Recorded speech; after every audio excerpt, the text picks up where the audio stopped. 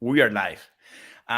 Thank you, Yes. Oscar, for today. I would like to give the introduction of this program about what it's going to happen. So let's begin. The captain has turned on the seatbelt light. Please take your seat and fasten your seatbelts. Weekend countdown. 9, 8, 7, 6, 5, 4, 3, 2, 1, 0. Let's go. Let's go. Today we are with Oscar. Oscar, thank you so much for this opportunity to be with us today. Oscar, before I introduce you, I would like to let my friend Sarah to make a brief biography about who you are. So, Sarah, let's go.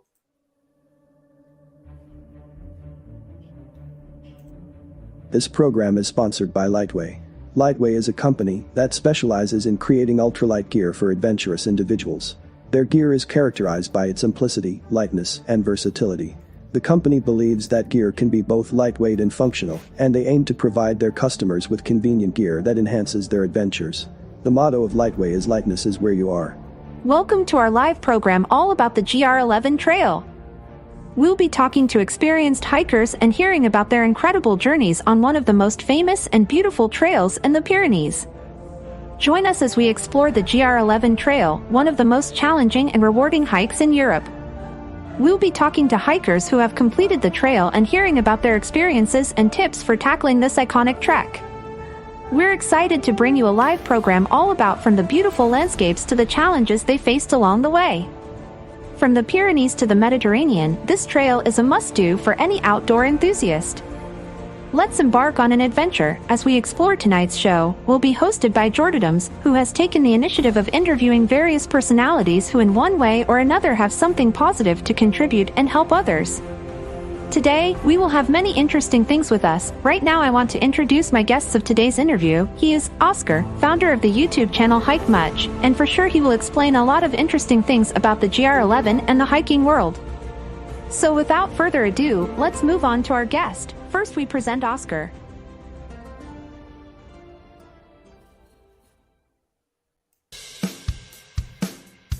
Oscar is 28 years old and from Latvia. He discovered his passion for hiking back in 2018, when he started doing his first solo hikes. Since then, he's been hiking in Latvia, Finland, Norway, Spain, and Italy. His greatest hiking achievement is the GR11 trail back in the summer 2021. He's also the owner of Hike Much. And Trail Goals. Currently, he resides in Italy, but he has also lived, and hiked a ton, in Spain for over a year. Outside of hiking, he works as a content writer, SEO specialist. So we are grateful that Oscar is visiting us tonight, and I assure you that he has so much to contribute, so we welcome him with a round of applause and once again thank you Oscar for accepting the invitation.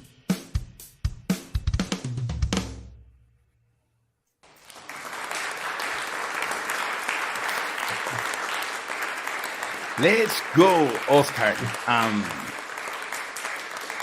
Oscar, again, thank you so much for being with us today. I would like to make a brief introduction, Oscar, about who I am, and then I'll give you the words so you can tell us a little bit about yourself, about who you are.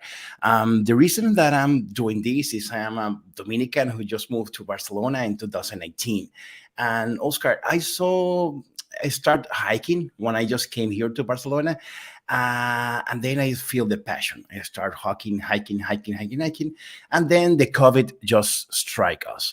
And while I was in the house, in the quarantine, that was in March, April of the 2020, what I did, I have my passion that was hiking, and I turned my TV, YouTube, and I found a video about a guy that was doing the GR11.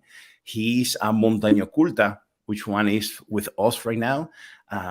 Thank you, Montaña Oculta, for being with us. Inigo, thank you so much. Shazam from Brazil for being with us today. And when I saw him doing this GR11, Oscar, I was amazed. I was amazed about the beauty. Of course, I was amazed about what he did in his video that I recommend you to see it. Recommend to everybody, because he made the year 11, not filming like, hey, I'm filming the mountain. No. He made like a movie, and it's very beautiful what Montaña Oculta do at the end. But anyway, and I said to myself, Oscar, you know what? I'm going to do this. I'm going to do the year 11 someday.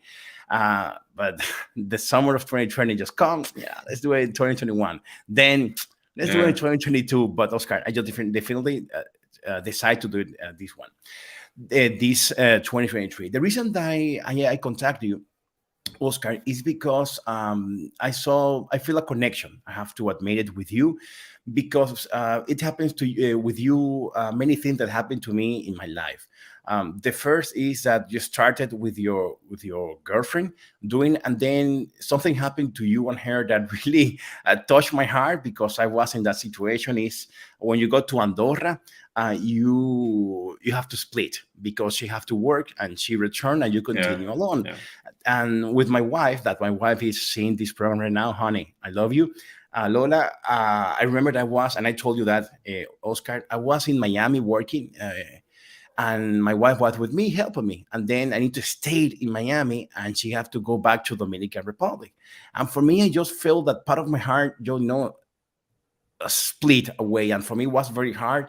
And I felt, when I saw your video, I mean, how you could feel at that moment. Anyway, the point is that I just started to research about the people who did it. And I thank Al Simon and Sasha, who yesterday was with me. And I want to know exactly your experience, because part of your video, and I like it very much, I recommend everybody to go to Hike Much channel in YouTube, because you not only film the beautiful part of the route, you also film what happened to you, and that I will talk about this later. But you also make other videos with the things that you did wrong in the year 11. So, because like I said yesterday, everybody's like, hey, no, everything was good. No, everything was good. No, this is not an easy road. So anyway, this is the reason of this series of interview. Oscar, thank you so much for being with us. And tell us about who is Oscar? What is Hike Much? Tell us about you, Oscar. First of all, thank you for having me on. It's a pleasure to be here. I watched the interview yesterday. It was really fun. I hope today we have a similar level of funness. For sure. And Oscar, you are with the Dominican. Dominican happiness is guaranteed. Yeah. So a little bit about me. I'm from Latvia. Originally, I grew up there. I discovered like my passion for hiking around in 2018, I think. I had been on several hiking trips with my friends. It's like a tradition that we do like several times per year. We go out with our friends on an overnight hike. But we decided to go to the big mountains like in Tatras in Slovakia. Do you know these mountains in the Tatras? No, I haven't, but it should be not an easy one, right? They're like, in terms of views, they're pretty similar to the Pyrenees, actually, like pretty big mountains, really good. And I kind of fell in love with that place. I decided that, I really like mountains, I want to do this more. So I started doing like my first solo hikes after that. I was making websites at that time, so I also made like a blog, Hike Much, and a YouTube channel along with that called Hike Much as well. And just started filming about hiking gear, about hiking stuff, tips, whatever. And I went to several other trips. Like I really developed like my passion for hiking, and I did like GR11 was actually my first through hike, like my first real through hike. Yes. Yeah. Before that, I only did like maybe 3-4 nights was the longest one. I don't know. But GR11 was my first like real through hike, and I just decided that I want to do it, and I did it. A bit more about me. I also like a year ago, pretty much after finishing the GR11, me and my girlfriend we were thinking of like we want to do something together. Like we don't like too much our jobs, and we decided that we want to start making posters of hiking trails, and that's like our second thing, trail goals. Like we make posters of different hiking trails, And so yeah, that's the other thing that I do.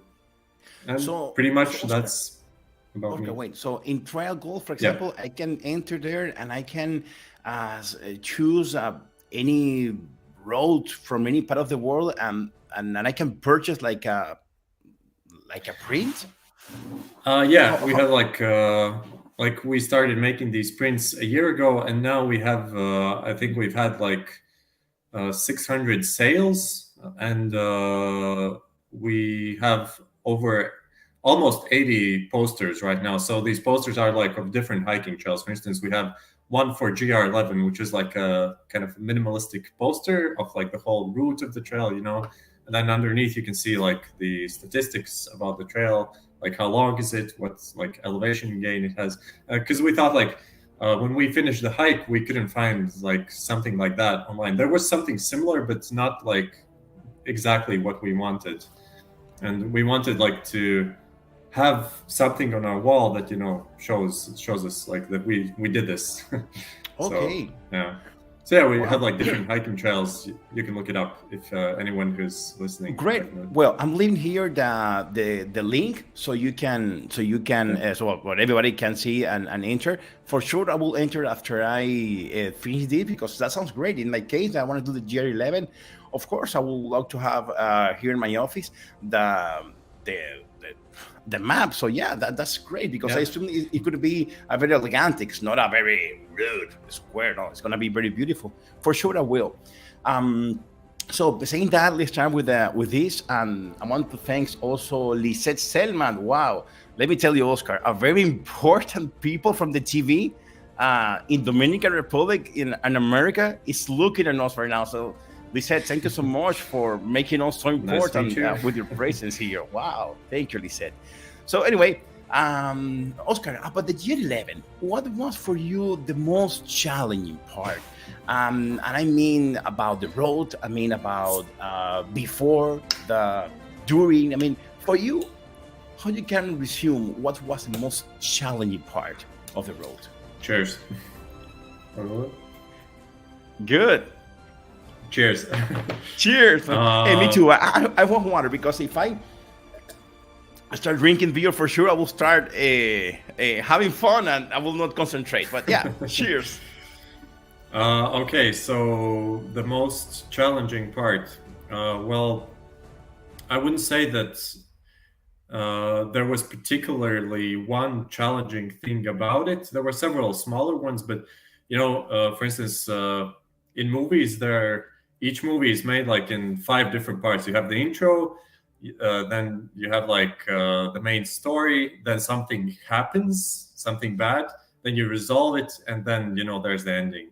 I kind of felt like my hike was without that part where something bad happens, you know? Yeah, it's true. It's true. Yeah, my hike was in 3 parts basically, without that anything wrong happening. And the several smaller things that happened was that well, first of all, I started hiking with my girlfriend, and she could hike only for 2 weeks.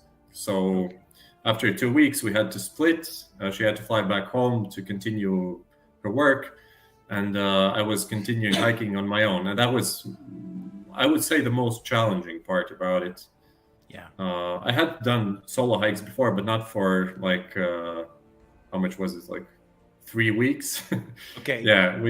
Before that, we had separated maybe for 3 days at maximum, but now it was 3 weeks. So that was the most challenging part. Other one was my knee, actually. I had problems with my knee like mid-journey. I had that before, and then I started like, especially when walking downhill, my knee would hurt very bad. And luckily, I was following Chase Mountains. You know, who's going to be on your interview? Of course, yes. Well, I will interview Chase. Chase is going to be with us very, very soon. Yeah. Yeah, and because I was following him, he's really into like showing what kind of exercises you need to do to like prepare to be out on the trail. And I knew that problem from one of his videos. Like I knew specifically which muscles were weak and I just did the exercises out in the trail, and luckily I was able to fix it, and I was able to finish the hike.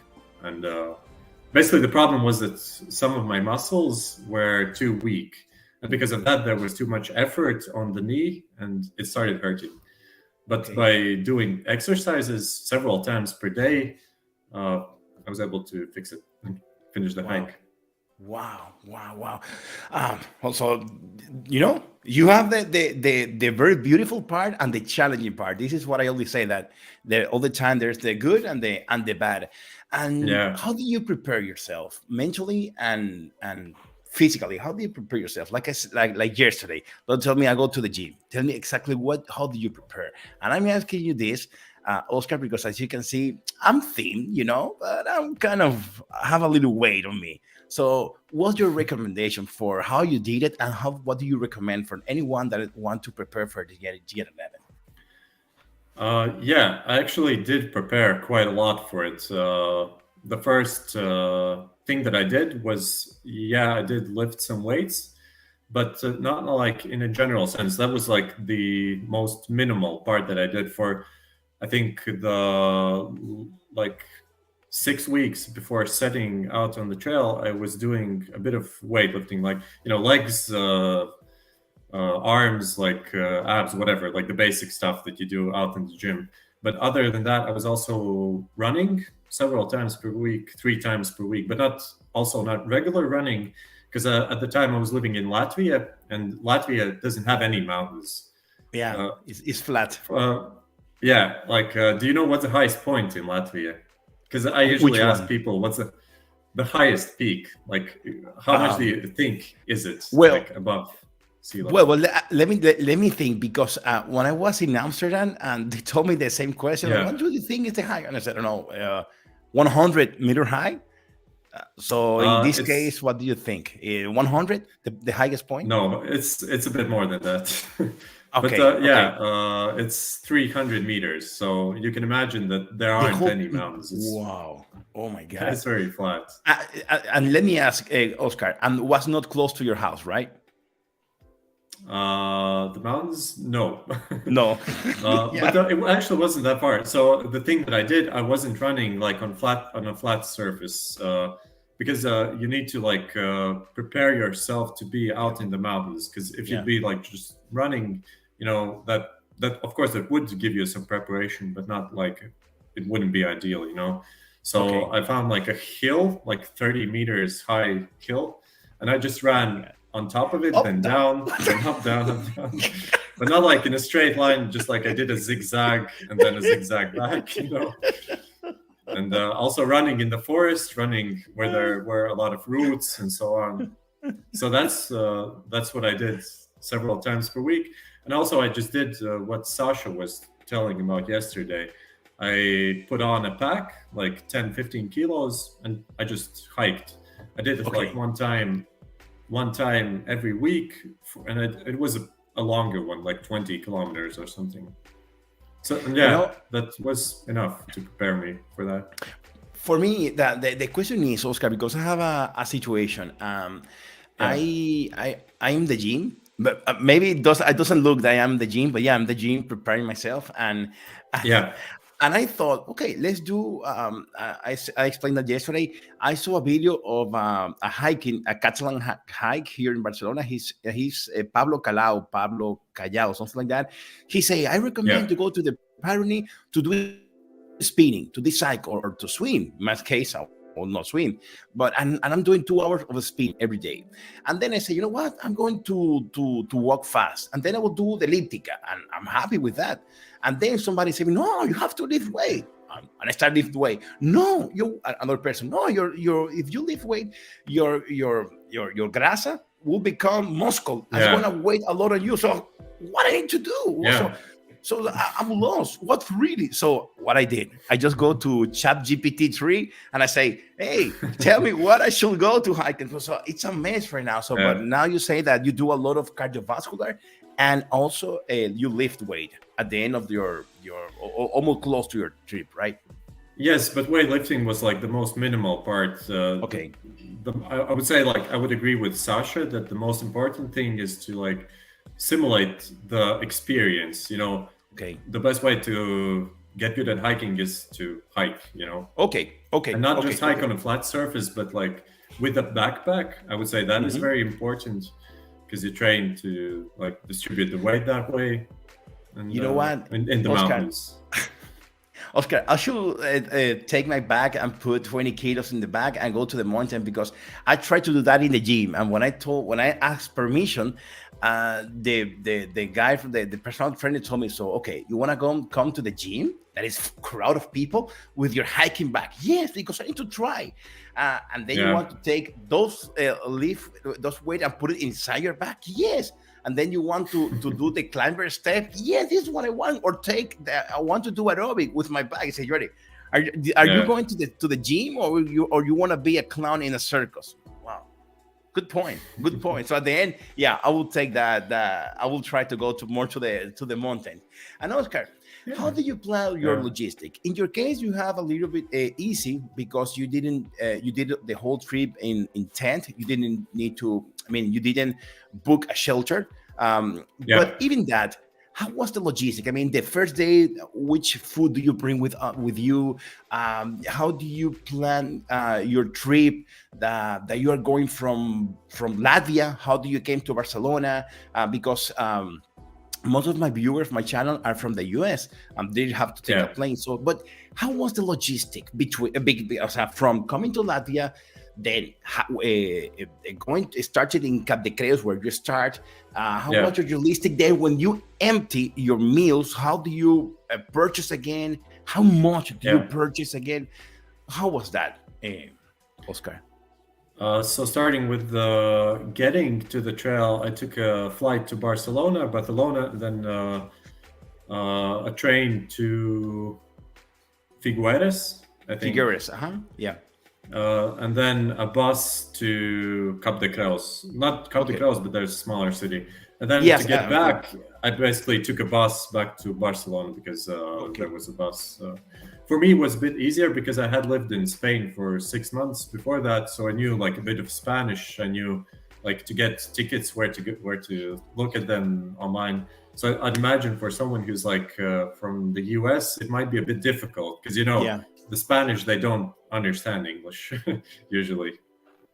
So it is a bit difficult. But you just look for public transport to go there. And in terms of food, I usually bought first of all, I had the Cicerone guidebook. You know that one. The blue one from Brian Johnson. Yeah. I have that one. I also carried the book on my hike because I just like reading a book, like a paper. It's just nicer than having it on your phone.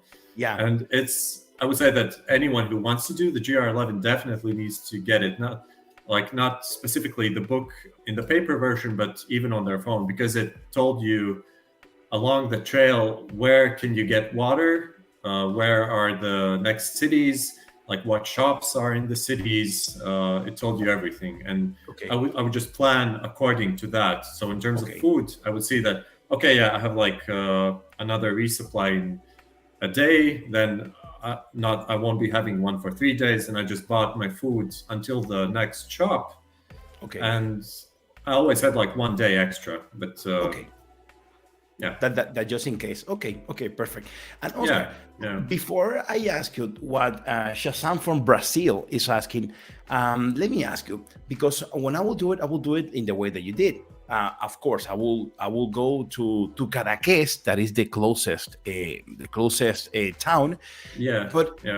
But from Cadaqués to the starting point, how do you got there? Because it's not a very common path. How do you go from Cadaqués to Cap de Creu? Because this is something that nobody explained in the YouTube video, but it's complicated. How do you did it? I mean, you came from Figueres, and then from Figueres to where?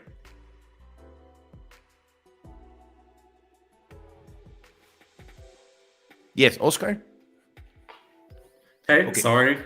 Okay, don't worry. Yes, I can hear you. I ask you, when you get from Figueres, you go to Cadaqués. But then to Cadaqués, how do you go to Cap de Creos? Because this is something that nobody Yeah. explained in the video, but it has a logistic because you're not so close that you can hike, and you need to start early in the morning, the Cap de Creos. So how do you go from Cadaqués to Cap de Creos? So yeah, first of all, sorry for my internet. It like does this weird thing where I have to restart it every 40 minutes Don't or worry. something. Don't worry. I don't know why, but yeah, because I'm Don't using worry. it from my phone. Don't worry. And yeah, from Cadaqués, we started very early from Figueres, and then we took the first bus that went to Cadaqués, and it arrived actually pretty late. It wasn't even the first one. It was actually in the midday, because during the first part of the day we had to buy like several stuff in Decathlon and other stores which we needed for the trail. And we started from Cadaqués actually at like 3 p.m. I believe. Then we walked to Cap de Creus. We had a quick swim, and we slept our first night pretty much very close to Cap de Creus. Oh, I got it. Okay, perfect. Yeah. Oscar, let me ask you, Shazam from Brazil. When you're preparing, do you wear the gear you actually are taking on the hike? For the how long do you try out? Okay. I'm sorry. When you try a new gear that you'll be hiking, like your boots, for example, pants, for how many days before you tried, for you to know that that's not going to make any blister on you, that really fits on you very well?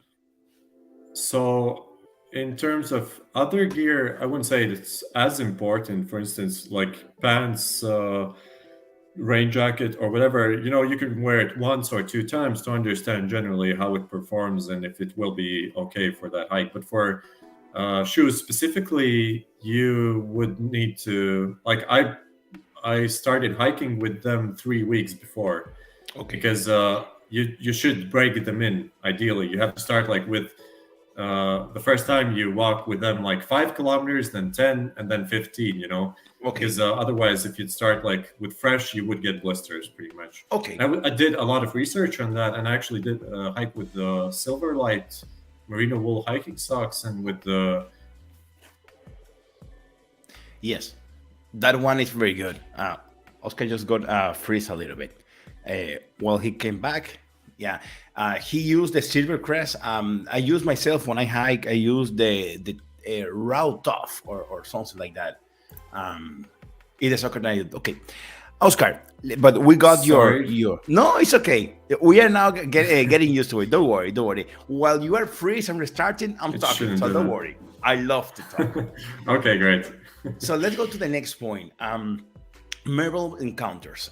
Do you, for example, in this case, and while I am asking you this, is because when I told my wife that I will be doing alone the hike, the GR11, I told my wife, "Don't worry, honey, I will meet such a great people on the road that we'll be doing the GR11 again." In fact, it's like that. So, who you met on the road that you felt like, wow, it was so nice to meet this person? I will tell you one story about one particularly like memorable encounter. Go ahead, of course. So when we started the trail, I think at day 3 or day 4, we were running out of food, and we were approaching a city, and we didn't have a lot of food basically. And we went to the city. It showed that the store should be open, but it wasn't open. And it turned out that it was like a holiday or something. We weren't sure whether it's going to be open like later at 4, or is it just closed for siesta or something. And we were getting pretty desperate. So we found like a couple on the street. They came there with a car to do like a bit of cycling in the mountains. And we asked them like, where's the nearest store? Can you maybe ask in Spanish if they're going to be open or not? And they kind of looked around, and they even offered us to give us their cookies, because they didn't have like anything to eat, but they had like 1 pack of cookies in their car, and they offered to give it to us. But they were very nice. And after that, the store actually did open like right after that, and we got our food and everything was okay. But the interesting thing is that when I was finishing the hike on the last day, I met the same guy on the trail from the couple. And Oh, yes. he told me, yeah, I met him with his dog.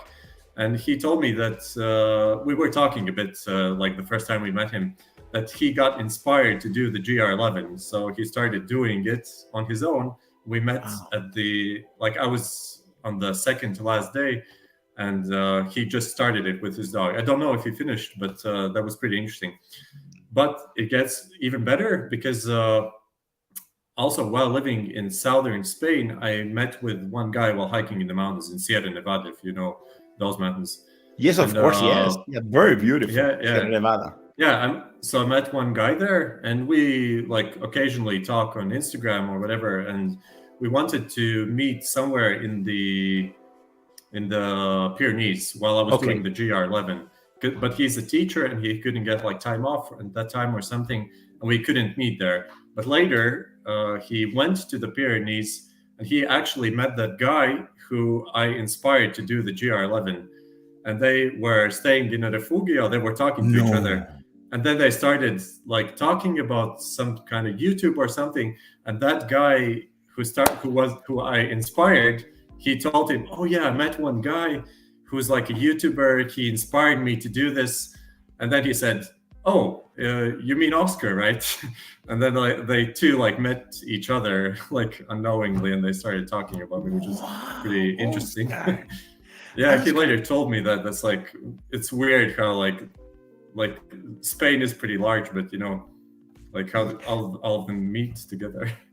What how that make you feel? How do you feel in that moment? How do you felt in that moment? Wow, that should be It was really amazing. nice. Yeah, yeah, it was like 1 in a million chance, pretty much. You know, Oscar, something happened to me. My wife and my daughter always make a fun of me because I say, "Hey, I'm an influencer." They go, "Daddy, you're not an influencer." But anyway, and in Wikiloc, I have a good ranking, and I Yeah. am kind of well known in some part. And I remember that I was, and my wife was next to me, so she can say that this is true. The story I'm telling you now. Um, Yeah. we were hiking in Pineta, in the Pineta waterfall, in Yeah. Cascada del Cinca, in the Cinca waterfall. And there was Yeah. a girl that she told me, "Hey, I know you." You go, "Hey, yeah, me? Yeah, you're Tom." So you go, "Honey, you see? Yes, I know you from Wikidog. Yeah." Nice. And the other day, I was in Valdenuria. I was hiking doing the Caminos Engineers. It's a GR11 variant, and I was Yeah. in the middle of anything, and a guy was hiking, and he say, "Come on, your Tons, you can do it." And I have that in film. I have filmed that. I was filming in that moment. I say, "Wow, Yeah. to me? Yeah, you're Tons. Wow, another one. Yeah." And that moment that make me feel like, wow, it's so good, Yeah. like at least Yeah. that someone recognize your what you are doing. So I can imagine how great moment you had at that moment. Actually, I saw that part of the video. You have it. When I saw your video, I recommend everybody to see a Hike Much GR11 video because Yeah. it's very beautiful. Yeah. Oscar, do you recommend doing the GR11 to anybody, or you say, this is too much, I don't recommend? After I did it, I don't recommend. What's your thought about the route? In my opinion, it's a pretty simple trail. Like it has several sections which can be like a bit dangerous. It has like several ascents, so you have to be in like an okay shape at least. But in terms of difficulty, I would say that almost anyone can do it with a bit of training. Okay. You just need to get some time off to do it. And yeah, I would definitely recommend it. Like either doing the GR11, the GR10, which is the one that goes from France. Or the HRP, or maybe like a variant between all three. That would be even more interesting, probably. In my case, this is what I want to do, like Sasha did. That she did the GR11 with HRP. This is going to be my case. And is any advice, any tip about where to camp, about the food you have to carry? And I'm asking because I saw your video where you recommend something about food. I want you to explain a little bit. Is any advice that you can give to anybody? Yeah. So The okay, food. about the food. Yeah. About the food. It's hard to find. Like, for instance, my favorite meal out on the trail is peanut butter with oats, with nuts, and maybe a bit of jam. Like mixing all of that, a bit of Hmm. hot water. That's usually my breakfast. But in these smaller towns, you can't find peanut butter, you can't find oats, and you Yeah, I can can find find. all these salted nuts. Like the especially I'm also a vegetarian, and it Oh was my kind of hard. Yeah, and it was kind of God. hard finding food in these smaller towns, like smaller country, like mountain towns. And basically I had to like eat a lot of pasta, just basically pasta Oh and my God. chickpeas, pasta and chickpeas. And But Oscar, so from where do you take the protein? Because if you're vegetarian, you're taking pasta, you need protein. How, from where do you get it? yeah, when we were in larger cities, we bought soya. You know Okay. that soya. Yes, of course. Soya. I Yes. don't know how is it Yes. So in yeah, it's Spanish, like but that. yeah, So yeah, yeah, soya. yeah.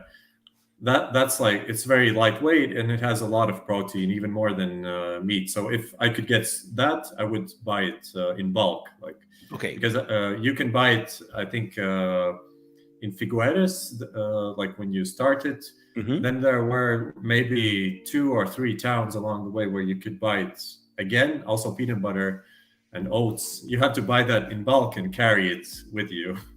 Oh my God. Yeah. That's But with the weight inside of you. And Oscar, about an advice. Later, I have a question, but I feel I want to ask you that. In your video, yeah, you did something that really amazed me. That I say, wow, man, I like the decision that you took. I don't know in which part of the video, what was the name of the shelter, but you were already hiking alone, and you were yeah, crossing. Uh, you were starting to you pass a shelter, we're in the high mountain, and then you will start climbing. But you saw it was kind of in the afternoon, and you saw a huge gray cloud in front of you, and in that moment you decide. I mean, you wanted to go to finish to climb that mountain, but you decide, and you say in the video, you know what? I'm going to return. I'm going to sleep over there yeah. because that's extraordinarily ugly. I want to ask you, because normally, Oscar, when when you are hiking, you feel that you are Rambo. In my case, Yeah, I can do it. I can do it. I am a man. I yeah, am a yeah, man. yeah. But at the end, you think with your head to take that decision to no, let me return because this is turning gray. What really was in your mind? Did you have like the angel saying return, return, and the devil like say no, ahead, you can? I mean, Yeah. what was like, I don't know how to say it in English that makes sense, but what was the final thought that make you really return and not to continue? Do you know what in Well, which moment I'm talking about? yeah, I know what you're talking about, definitely. Okay. Generally, I'm like a pretty safe person. Like, Okay. I was already looking at the weather forecast. I knew that it might rain, and I was like keeping my eye out on that. Okay.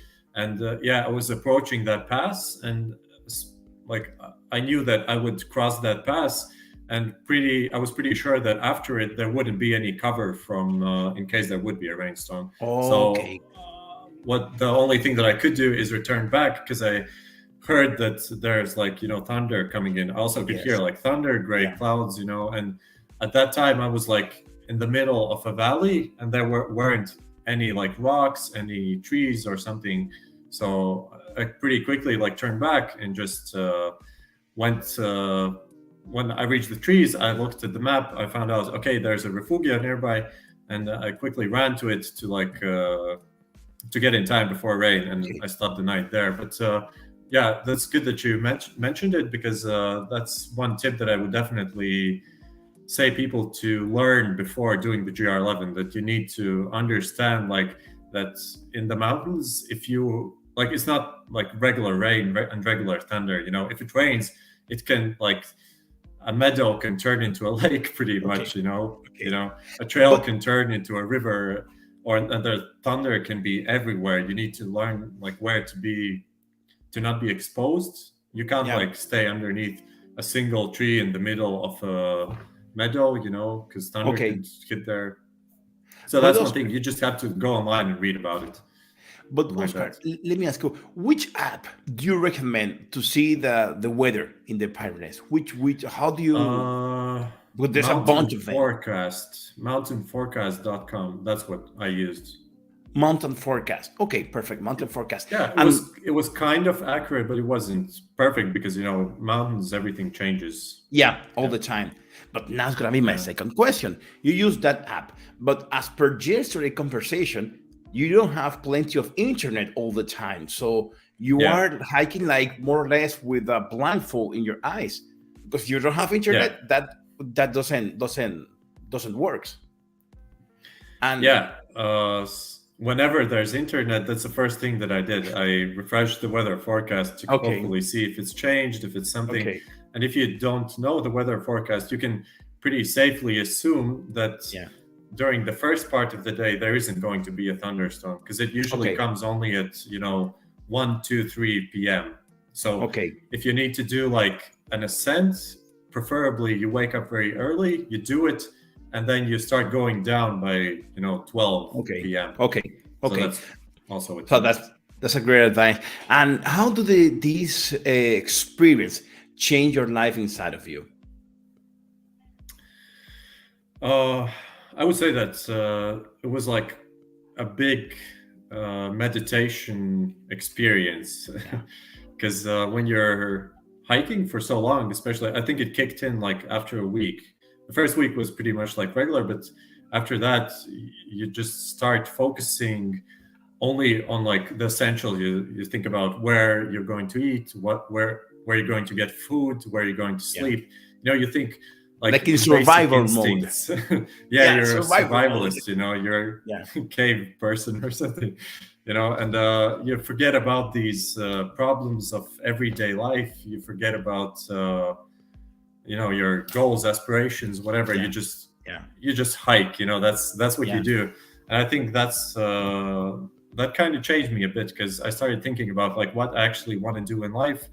Because if you're in the everyday grind, you don't see past it. But if you go out there and you're to live like that, it changes you a bit. Like for instance, after that, I really dislike large cities. I've started disliking large cities, and I understood that I want to live a more simpler life. Like Well, I you don't- mentioned that when you were crossing Andorra, you mentioned that I want to go out from Andorra soon because I'm not used to this noise. Oscar, something happened to me and my wife, Lola. Lola, you're seeing this. I love you, honey. I explained to my wife that I love to hike alone because when I hike alone, Oscar, I just feel that connection with myself. I just feel that that's I true. just got home, renovate. And it's funny because I told my wife, when I go hike, I don't want to come back to my house, but not because it's not bad. It's because I'm having such a great time in the nature that I'm feel renovate. And my wife asking me why, and I say to my wife, "Oh, my wife is running, honey. I love you." She said, "You too. I love you, princess." And my wife told me, Oscar, Jordi, I'm not lost. I don't need to find myself. I'm not lost. I just don't want it. But yeah, this is something that only people that are in the mountain really connect with themselves. Yeah, so I understand it very well. Oscar, Shazam from Brazil is asking, what's the size of the backpack, the volume in liters do you bring to the GR11? Before you answer that, thank you so much, Brazil, for that question. Oscar, this is a problem also with me because I am big. I am almost 180 centimeters. I'm big and I'm thin, but I'm strong. Let's say I'm strong. And the point is, Oscar, that one pants of me and one t-shirt and one windbreaker is huge. And everybody, no, I recommend the 45 liters. I have one from 80 liters, and I just put one jacket and my sleeping bag, and it's already full. So answering the question from Brazil, which one do you bring? Which one bring your girlfriend so the woman can have an idea? and what's your recommendation after you did it? Because I know you talk about this in one of your videos. It depends on what kind of gear you own, because obviously if you own like ultralight gear, you can't even do with like 40, maybe even 35 liters, but I did 44 liters and my girlfriend had 45 or 50, I don't know. We don't have like the most ultralight gear, but we have pretty light gear, so 45 was enough. But if you have like if you're just new to backpacking, if you haven't invested like so much into your gear, then maybe 55 liters would be pretty good, I would say. But I saw people on the trail, like when you're on the internet, basically you think everyone has like ultralight gear, everyone has the best gear, whatever. But when you're out there, people are hiking with like 60, 70, 80 liter backpacks, they weigh even like 25, 30 even kilos, Yeah, I don't know how most people hike like that, so you don't really need to worry about weight too much. You shouldn't, Yeah, it's true. I just well, it's not because they are sponsoring this product, but this interview, but I just met the company Lightway. The website is Lightway.equipment, Lightway, and they do ultralight equipment, and it's amazing what they did. I will be doing. I will using their illusion tent, and it's ultralight. It fit something very, very, very small. So yeah. So answering that question, do you know how heavy it is? Yes, it's 300 grams. I think the tent, something like that. Yeah, I think that's crazy. Yes, it is. Oscar. Actually, yesterday, Brazil also asked a question about this one. You have been hiking in many places. You have known many places. I never been in Sierra Nevada. Of course, I've been in the south, but I never been in Sierra Nevada. But now you have a lot of experience hiking worldwide, let's call it this way. How do you compare across the rest across Europe? Okay. How do you compare the rest of the hike with this one that you did, the GR11? I would say the GR11, it has like a very big hiking culture. It's very well waymarked. It has a lot of signs. It has a lot of refugios. It has shops to resupply. And at the same time, it was very wild and out there in the mountains. Like compared to Alps, it's the Pyrenees are much more wilder. You can stand on top of a hill and you don't see any houses, any roads, anything. You don't see literally anything. Yeah. Just wilderness and mountains. And that's, I think, the most, me personally, that's the aspect that I liked the most from the GR11. Okay. I've also hiked in Norway, in South Spain. South Spain obviously is like much more drier. Yeah. It's harder to find water there. Norway has crazy views. Like you go on a little hill and you look and you think these mountains are like 4,000 meters high, but they're just 1,000 meters. Norway looks like I don't know, a video game or something. Oh Lord. And Italy is very similar to, I would say, Pyrenees. Here, the Apennines. Oscar, I don't know how to say it in English, but mi compadre, the godfather from my daughter, that he's watching this live right now. Rafa, big hug for you, my friend. I convinced him to come with you to Valdenuria, where you have been. We crossed the No Creus call, and we go down to the Caranza, with the Caranza Valley, and then we slept in the Caranza shelter, and then we finished the road the next day in the Trois Entrevals town, a village in France. And we decided to do that with me, in my case, with my my oldest daughter, Valeria, and he did it with his oldest son, Rafi.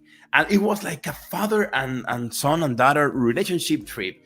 And I thought it was great. And I thought he had a great time. This is what I thought. But anyway, 1 year later, Yeah. I said, "Hey, Rafa, let's do this hike again, but now with my youngest daughter." And in your, he said, Jordi, I just realized that the Pyrenees, the part in Catalonia, it looks like if we are in Mars or in the moon. This is a Yeah. lot of rocks. I mean, it's so Yeah. dry that no, Jordi, don't come with me anymore. So, Rafa, big hope for you. Oscar, asking to the next question, is any point that you have been surprised about what you thought it was on a video that you see or the books that you read, and then you realize, wow, this is not what I see? In my case, Oscar, for example, the only part that I am kind of afraid, but yesterday Sasha said it's nothing to be afraid, is the Faja de las Olas. When you are going from Pineta to the Goritz shelter, you have to climb the big hill from Pineta to Goritz.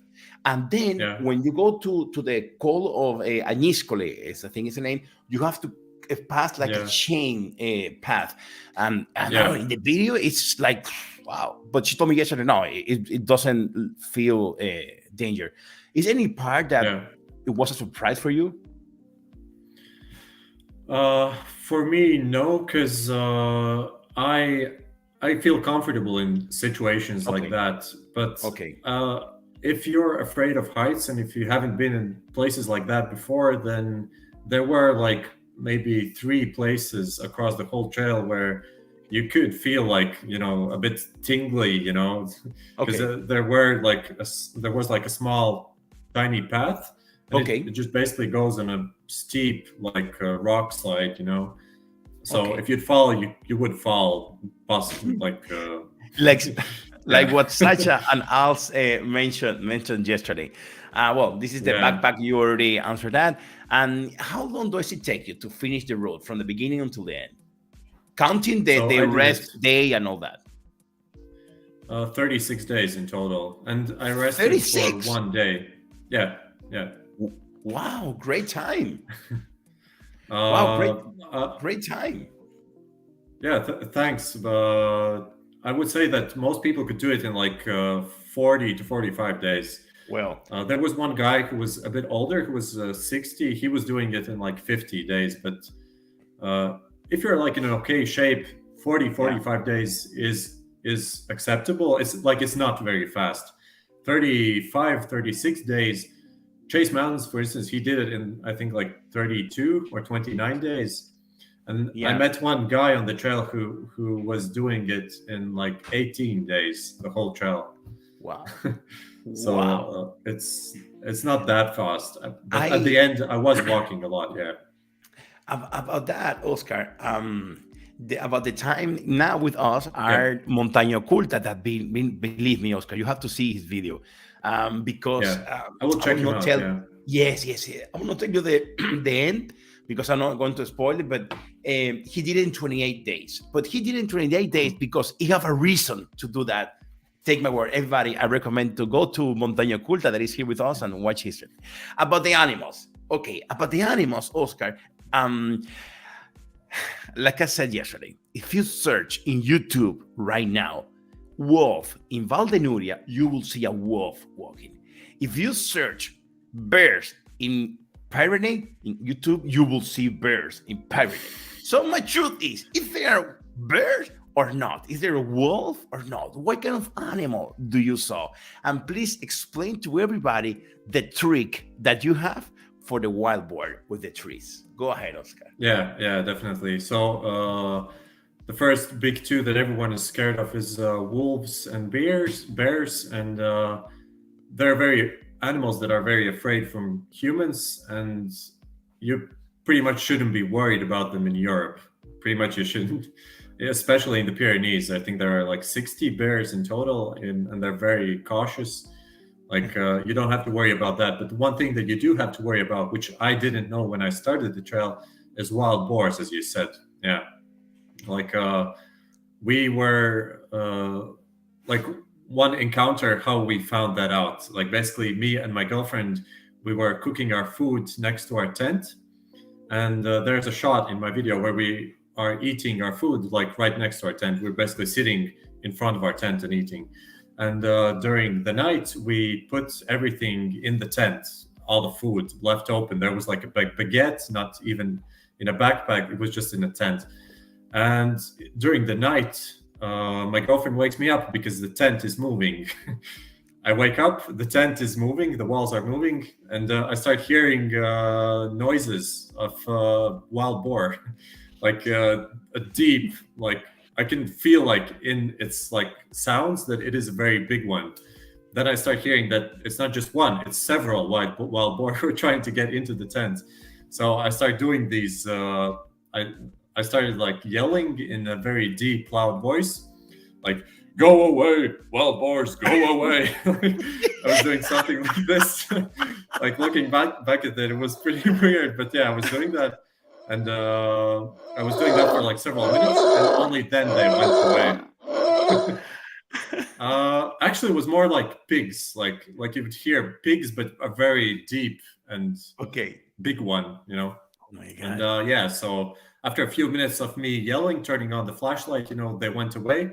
I opened up the tent and I look, like we stopped in a meadow and there's like a tree line right next to it, like 50 meters away. I see like at least 10 wild boar like staring at me. I see those eyes. Oh my God. And okay, yeah, we go back to sleep. After 15 minutes, the wild boar are coming back. They're trying to get in again. Wait, Oscar, wait. Yeah. But did you tell your girlfriend at that moment that you have there 10 wild boar, or you told your girlfriend, "Nah, honey, it's okay. They just left." What did I you was tell telling her, yeah, of course, everything's okay. Yes, you see, they went away. Everything's okay. And but yeah, they came back. I started yelling again. Then they went away, and then we found out, okay, it's probably food they're after. So we took out all of our food and we hung it up in a tree like 50 meters away. And then we couldn't sleep for several hours, but we fell asleep and they didn't come back. But after that, we started up I opened up my phone. I read like how to not encounter wild boar while hiking the Pyrenees. And the things that I did is that we didn't make food right next to our tent. We usually made our dinner like at least 50 meters away. And we hung up all of our food inside the backpack, and then we hung our backpacks in a tree. Okay. Also like 50 meters away, because nobody's going to steal it. It's like the middle of nowhere, and it's just for the night. Exactly. And we didn't encounter any wild boar anymore. Oh, and also one thing that we read online that we also started doing is peeing around the tent. So we also did that. We started doing that. And now it's like our tradition that every time we're out in the mountains, you know, or in the forests, we usually, when we have to go, we do it somewhere near the tent. So, because the wild animals can theoretically. At the end, it worked. I haven't encountered any more wild boar anymore. Oh, so that's another tip, another advice. Yeah. If you're careful about your food, it should be good. You know, Oscar, I have a situation because you know, I am, you know, big, but I'm very coward, and I'm not brave at all. Actually, I'm afraid even of the cows. And I remember that I was, and I recommend everybody to go to my YouTube channel, and you should see my video from Austria. We were hiking in Austria this summer, and I was hiking with my wife, and my wife is the one who were, "Come on, Jordi, everything is okay, yo, please." She's Mariloli, wait for me, wait. It's so good. Actually, I have an agreement with my wife. I am, and this is true, Oscar. It's not a joke. I say, "Honey, I will defend you from men, from thief, from vulgar. I will defend you from men, and you will." This is me telling my wife, "And you, honey, we're going to defend me about ghosts, about insects, about cows." So we have a kind of agreement, and make fun of my wife, and I say, "Honey, when I will be doing the GR11, I will call you to please rescue me when I'll find an animal." But no, thank you so much for the tip. Going down, another question that it happens a lot in the Pyrenees is Oscar, the lightning, the thunderstorm. Do you encounter any situation that you were in your tent and you have a storm inside of you? Luckily, no. One day there was like a bit of snow, like right after that pass we were talking about earlier, where I started hearing thunder. I slept in a refugio, and next morning all the mountain was in like a little bit of snow. It was very windy, but it wasn't a thunderstorm. I encountered only one thunderstorm. No, two actually, but one was like where I was underneath a tree. Okay. But I wasn't in the mountains, and luckily I didn't encounter anything like that. But it was only because I knew that it was going to rain basically and possibly thunder, and I did the scent that I had to do like early in the morning, as I said earlier, and I already was going downhill starting I think at 1 p.m. and the thunderstorm started at like 3 p.m. and I was prepared for that. So if you're prepared, you're okay, you know. Okay, Oscar, someone that you know, and I will not tell you the name, but someone that you know says, "Oh yes, wild boar are so scary."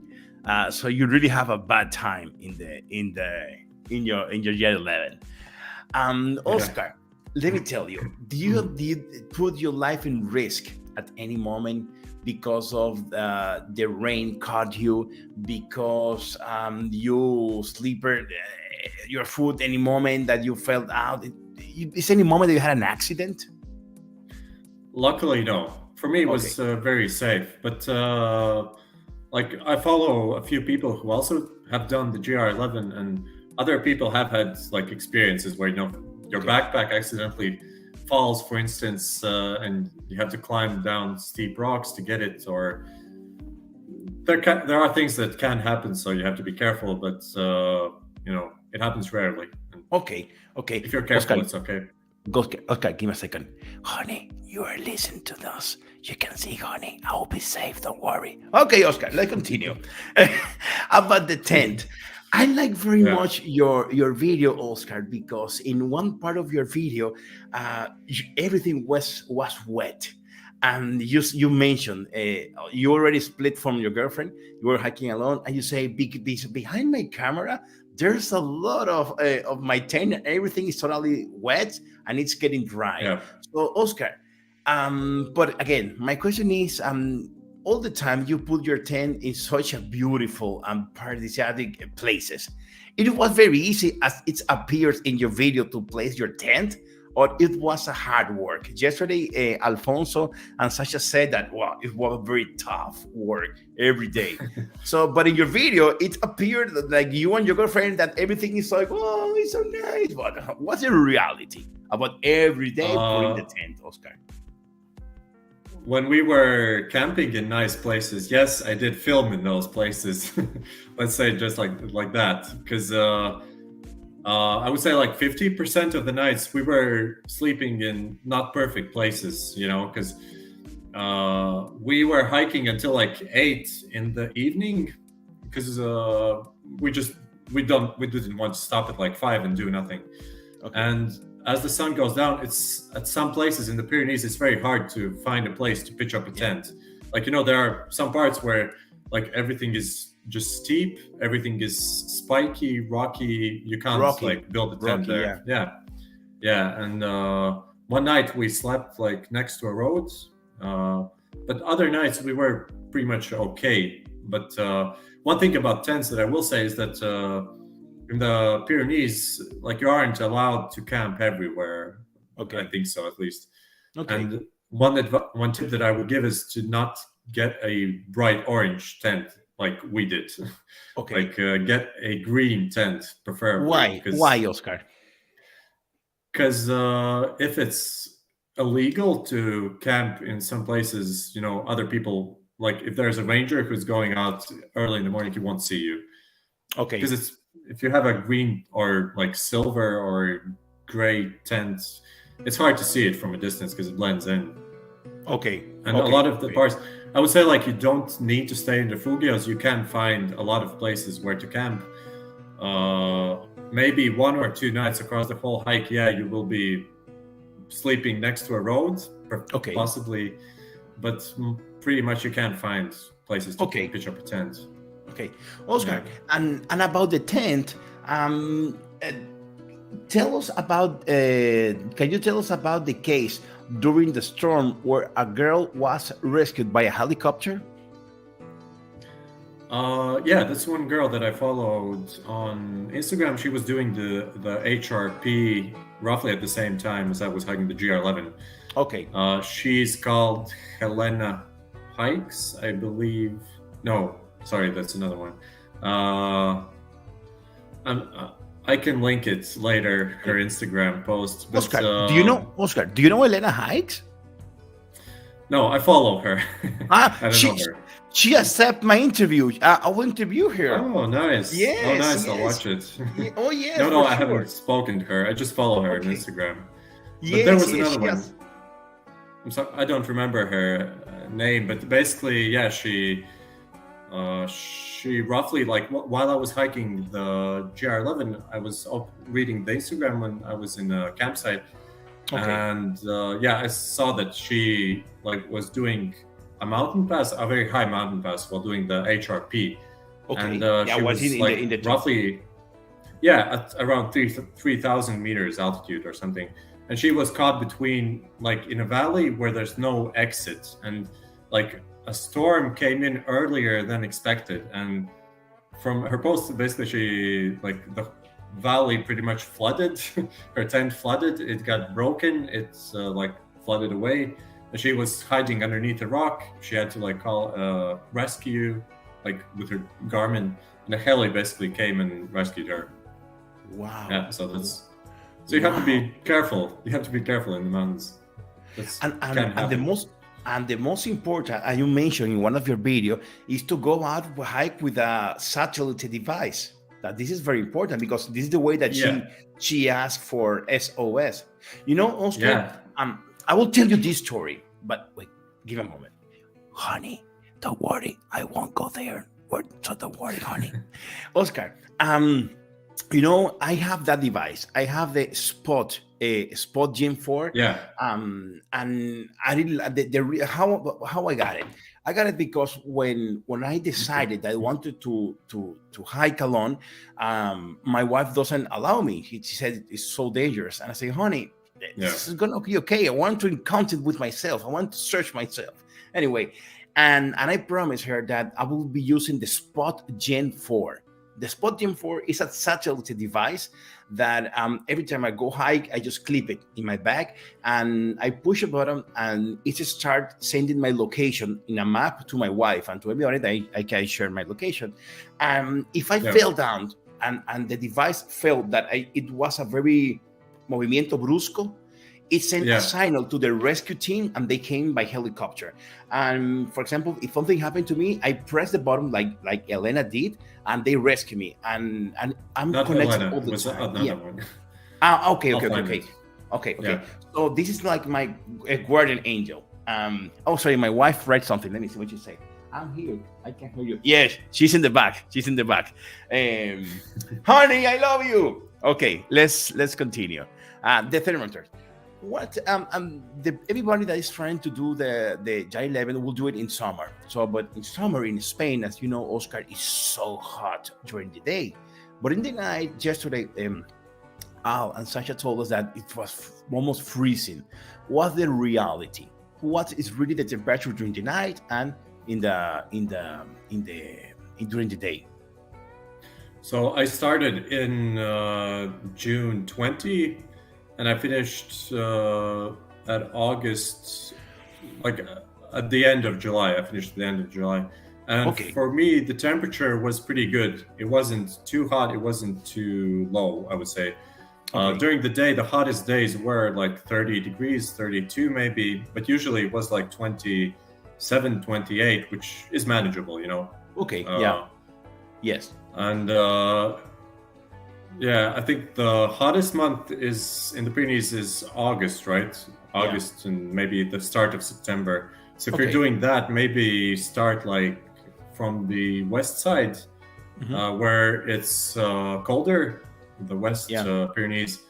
And then as you finish the hike, you're approaching Catalonia, which is very hot.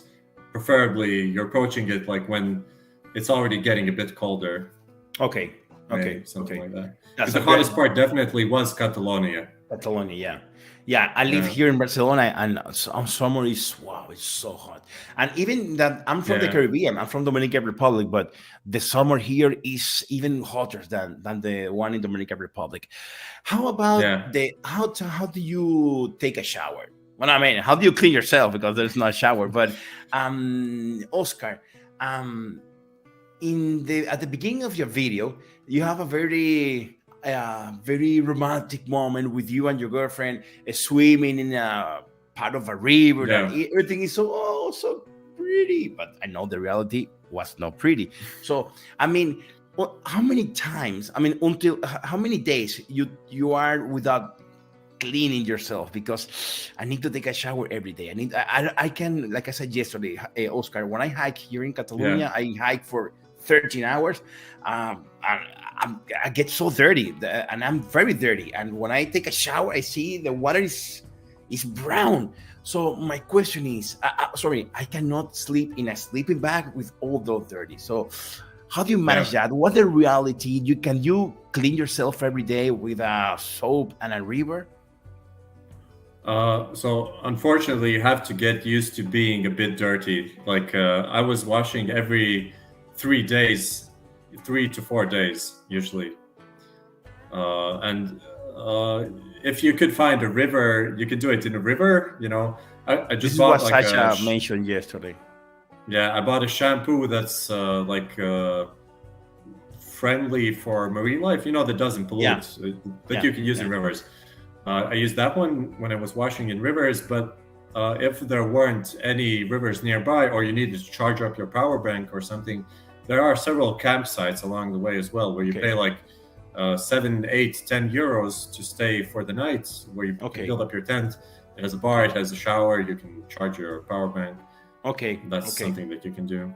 But one thing that I remember from the hike is that when you are hiking for so long, you start to smell better, and you can smell people who haven't been hiking for long. You can tell who's hiking for several days because you can't smell them anymore.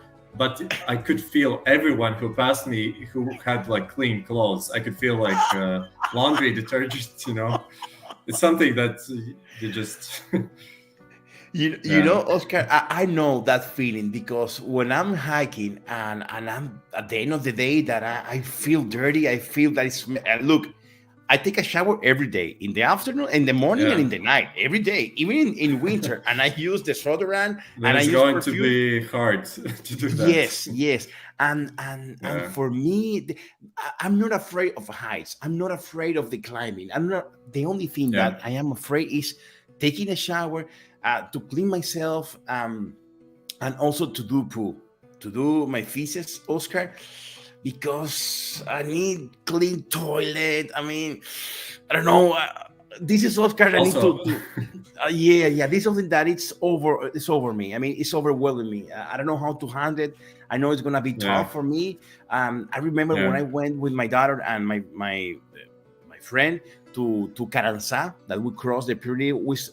I know that I need to go to the bathroom every day, and and when we went to the shelter, I want to go to the bathroom, and I asked the shelter guardian. I said, "Hey, where's the bathroom?" He said, "Well, it's over there," and it was a hut full of cows around. I said, "That one? Yes, but it's very clean."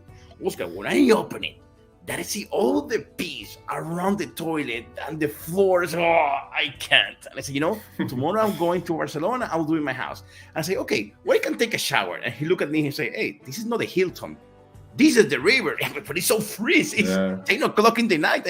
No. I'm going to sleep. And I slept that night without my brand new Decathlon sleeping bag, because hey, I'm not going to get my dirty in the. So Anyway, let's change the topic, because this is a long. How was your budget, Oscar? Being honest, how was your budget? I actually didn't spend that much for the whole 36 days. Plus, actually, we're in Spain for 40 days because to get there and to get back. In total, with airline tickets, with food, with completely everything, I spent around 1,000 euros, which isn't a lot. And Okay. if you're like extra budget, if you're like extra frugal, then you can do even lower than that. But if you're staying in refugios all the time, then you're probably looking at like 2,000 maybe. Okay. Because refugios are pretty expensive. Yeah, yes, it is. I know someone that I won't mention the name. Someone that I asked, he slept all the night in refugio, and he spent around 3,000 euros in total. Yeah, it's something like that. What about ticks? Because you have something that happened with you and the ticks. Tell me about the ticks. That's disgusting. Yes, a lot of disgusting. But we had only 2 ticks. One, I pulled one off I had the Swiss Army knife with the built-in tweezers. I just took it off, and we noticed one on my girlfriend as well. She had one was crawling on her in the morning. So there are there are ticks, but I come from Latvia, and in Latvia, for instance, if you go just for 10 minutes through the forest, you'll probably take 3 ticks off you, you know? Oh, yes? We have a lot of ticks, yeah. And I have had Lyme disease as well, when I was... Yeah, that's very dangerous. Yeah, but for instance, in Latvia, that's the only thing that you have to worry about is ticks, basically. Okay. So I would say in Spain, if you're from the US, where, there are a lot of ticks and you're used to that, they're very minimal. Okay, Oscar. But about this, how do you found that you and your girlfriend have ticks? Because it's not normal. Let me see if I have ticks. How do you realize? Wow, and in the case of your girlfriend, wow, one is crawling in the morning. What was inside your tent? What's outside? Yes. And then, Oscar, how do you manage every day to take care of yourself that you see ticks? Like dogs looking around and searching each other all the time? In the morning, when you wake up, I usually just check myself before I get dressed. I look at my arms, legs, if I have anything, and if not, I'm good to go. Okay. I got it. So in the Pyrenees, yes, there's ticks. Yeah, not a lot of them, but there are a few. Okay. Oscar, about the navigation, I'm feel connected with you because I love Gaia GPS. Actually, I download from Wikilog my routes and I also create my routes in Gaia GPS. Even that, and I love Wikilog. Actually, I will be interviewing Jordi Ramot from Wikilog here very soon. Everybody, so pay attention. But for navigation, I love Gaia GPS. How do you found Gaia GPS? How you discover them? And how do you find that Gaia GPS is the best navigation system? I was actually making a video for YouTube, best hiking apps, and I was comparing, I looked at all the most popular hiking apps, and I was comparing several different ones. And I just came to a conclusion that Gaia GPS has the best maps, pretty much, just for navigating. Wikiloc has it has much more routes. It has much more routes, and you can download them offline. But the problem with Wikiloc is that it has pretty bad offline maps. For instance, on my phone, my phone is completely lagging, and it doesn't show a lot of the things that you can see on Gaia GPS. For instance, all the trails, tree lines, springs, whatever. You can't see that on everything on Wikiloc. Sorry. Yes. Yeah. Hey, a new sale. Very good, Oscar. Yeah, maybe someone watching from here. But hey, maybe someone watching. Hey, my commission. I want my commission. And it's true. I love very much the Gaia GPS. So for this road, you download it from Wikiloc, and you will use Gaia GPS. Okay, I got it. So I downloaded from Wikiloc. But even that, you got lost at any moment? No, not because I was pretty good with navigating, but there were other people who were lost, where they were asking for directions. Yeah, because I found that everybody, I found people in the past in the Pyrenees without anything. Because at least yesterday, Al don't use a GPS, but he used a map. But I saw people without GPS, without map, without everything. Yeah, So it's not okay. that well waymarked. If you don't have anything, it's pretty hard to follow the trail. Yes, it's true. And Oscar, about the word thing that you suffer with the ticks, there's other word thing that has happened to you. I don't know. For me, as I said, like in the beginning, I didn't have that part where like something bad happened. Like Okay, for me, it was pretty good. And I would okay, say I was pretty like lucky, maybe, but it was like smooth sailing for me. You know? okay, okay. Yeah. And did you suffer any time from diarrhea, fever, cold? No. Also, no. But also, yeah, I've heard other people have had diarrhea and fever on the trail. Like you had to take rest days to get better. You know. Yeah. And There was one do you guy want- actually who was one guy who was sick and he had to take like 3 days off. He just slept in his tent basically. So it can happen, but Oh, well, Oscar, you can get because over it. Oscar, having a diarrhea in the Pyrenees would be a very bad situation. Yeah. Yeah. Yes. You know, that Yeah. topic, I'm By the- suffering a lot by the with way, that topic. Also, speaking on that topic of diarrhea, have you heard of through hikers having diarrhea? Because it's a No. thing. Because if you're hiking for, I don't know why, but marathoners and through hikers, if you're hiking for a month, 2 months, 3 months, after some time, like you can have like spontaneous diarrhea when you're just walking and you just shit yourself basically. And I didn't have diarrhea, but there was one thing like after hiking 2 weeks, you know, when you feel that you have to do the number 2, you basically have like 10 minutes to find the place because you can't hold it. And my girlfriend actually was experiencing the same thing. Like it's pretty wild because if you're out on a pass and you feel like, okay, I need to go, like there's no place to go, you know? Oh my So it's a God. thing. If you're hiking for so long, you have to No, you have to be ready to go anywhere. I haven't suffered for that. When I was in Caranza, I was almost desperate, but not at the point that I need to do it quickly. But Yeah. I can imagine how difficult that should be. And for charging everything that you have, I saw in your video that you went to a bar and they let you charge everything. But do you have solar charge? Did that work for you? How was your experience? How do you charge that? Is any special things that you recommend about this? I didn't have a solar charger. I just bought a larger power bank, 20,000 milliamp hours, because I was filming all the time and I needed to charge everything. And I just had one adapter where I could plug everything into it, my power bank, my phone, my camera batteries. And I just went to a bar. I had a coffee, a beer. I plugged in everything for an hour. And Okay. it was, And what about cooking? Your cooking set.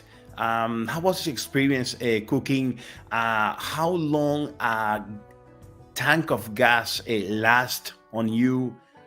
What is any special brand that you recommend? Any special size of the cup that you recommend? When I was hiking solo, I was hiking with a 600 or 700 milliliter pot, titanium one. When I was with my girlfriend, we had a 1.2 liter, like a larger, cheaper one. In terms of food, in terms of fuel, I mean, I spent 2.5 canisters in a whole GR11, and that book Cicerone, the blue book, it actually showed like which towns have options to buy the fuel canister. And you just had to plan for that. It was pretty easy to follow that. Perfect. And do you have any next project that you have in mind that you want to do, or you are working on this right now?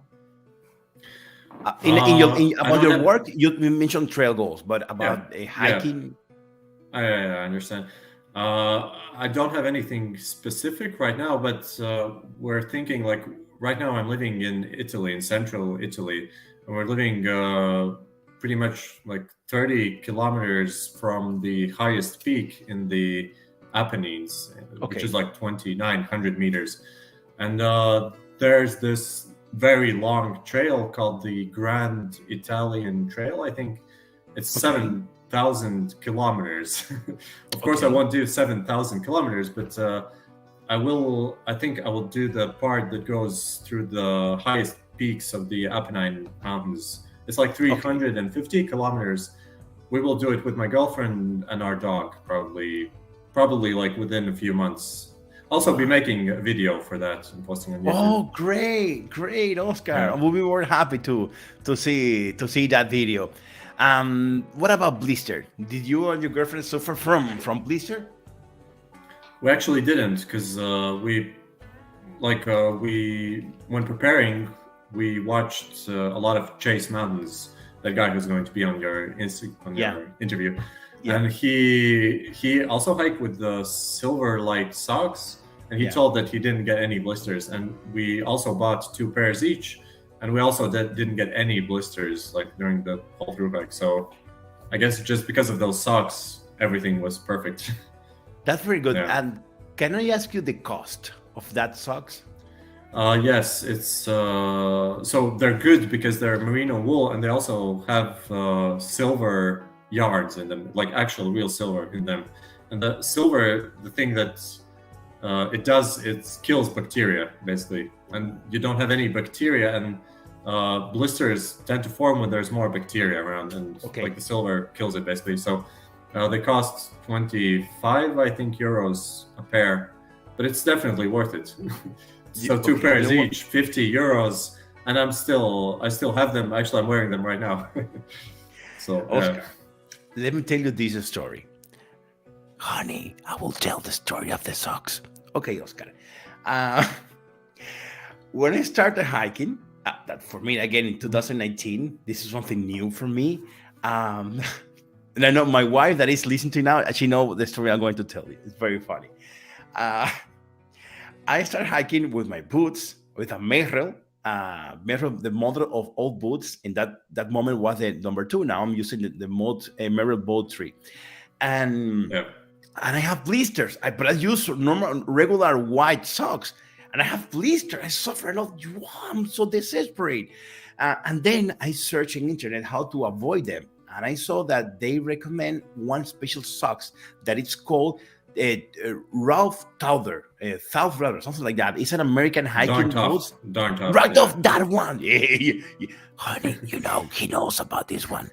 And I say, wow, and I like it because marine wolf, and it have lifetime warranty.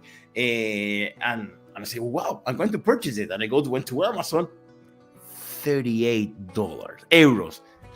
Well, this is it. But I didn't tell anything to my wife. So I purchased in Amazon, I received it, and believe me, it was a game changer. It was most comfortable. It was very, it's magic. And one day, we were washing the clothes here. We live in an apartment in Barcelona, and my wife was putting the clothes in the afuera, en el tendedero. And he said, and my wife told me, Jordi, you need to go down to talk to the neighbor because one of your socks just fell down to the neighbors over there. I said, what? $38? No, if I need to jump like a Superman, I will jump for $38. Wait. Yeah. And my wife asking, wait, how much that sock cost? Honey, it cost 38, but it's a lifetime warranty. What? Are you crazy? And anyway, now it's very good. And actually, one of them just broke a little bit, and I just sent it a replacement to Germany. Oh, nice. And they and they sent me without asking me anything. They sent me the new one. So yeah, it's very good. Nice. So yes. So anyway. Darn tough, smart wool. Yeah, they're all good. Yeah. You see, honey. You see what he said. Okay. Let's continue. The melatonin. Do you think that is good in the night to take melatonin to sleep because you will sleep better? Or do you think that you have to be more or less aware about what is happening in the night? I think you can take that if you want to, because if you haven't been hiking a lot, you're pretty much scared, like what can happen at night or whatever. But usually nothing happens.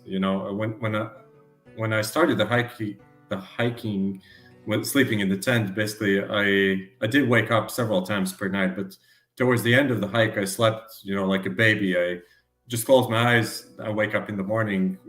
That's it. You get used to it. Okay. So at the end, you are so tired that it's not necessary to take the nap. Yeah. Also, you're very tired, and you get used to that. Like, of course, the first few nights are going to be not very well slept, but after that, you're probably going to sleep very well. Yeah, this is what yesterday asked Sasha and Alto.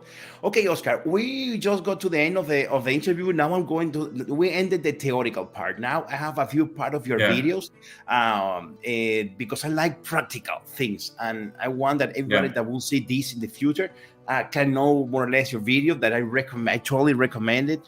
And there's a few questions that I want to ask you. I will stop the video at the moment that I have a question. So let's go. Yeah, sure.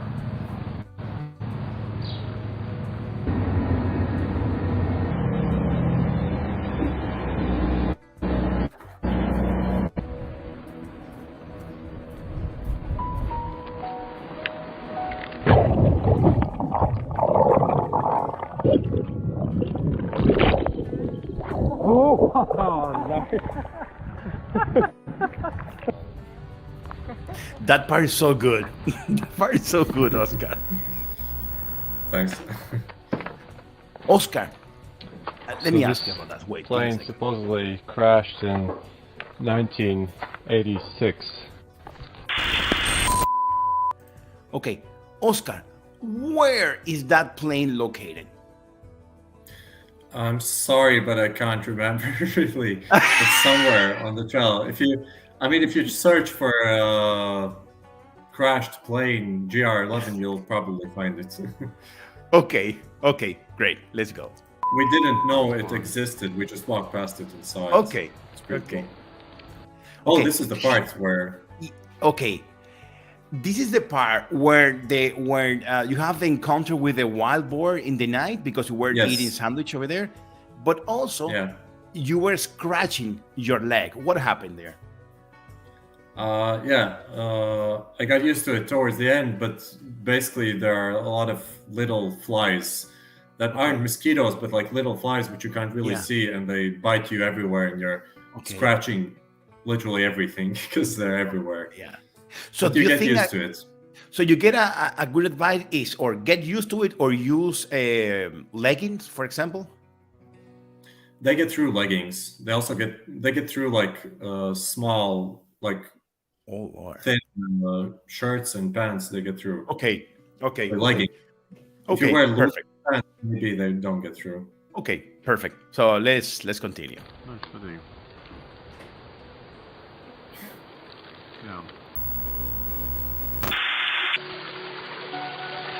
This is so idyllical. This is so beautiful.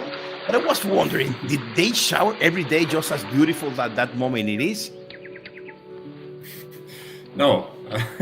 Every 5 days, every 3, 4, 5 days usually. Oh Lord, that's quite a challenge for me.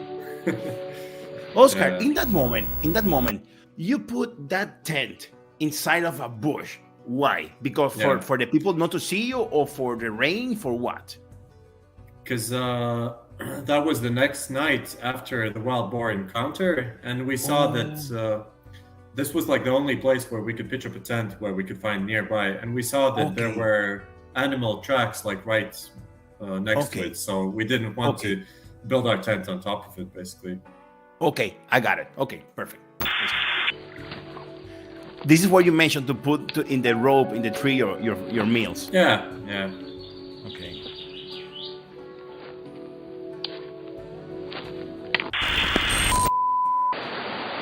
This is so good. This is like so romantic, like so beautiful. It was a very nice spot, yeah. And I said, do you remember where was that? So we were walking from east to west, and that was right after Albania. There's a smaller town called Albania. Albania. Okay. Right after that, there was a campsite in the river. Okay, and here I wanna go there, Oscar. Where is that place? That was like 2 days after that. I don't know specifically where. Oh my God. Okay. Okay. You'd have to look on the map. Yes, I will. Yeah, it was so good that part. Yeah, it was.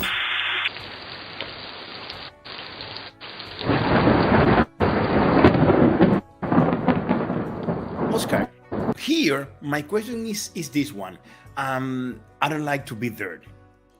So I was in your pants at that moment and I say, wow, it's raining. It's full of mud.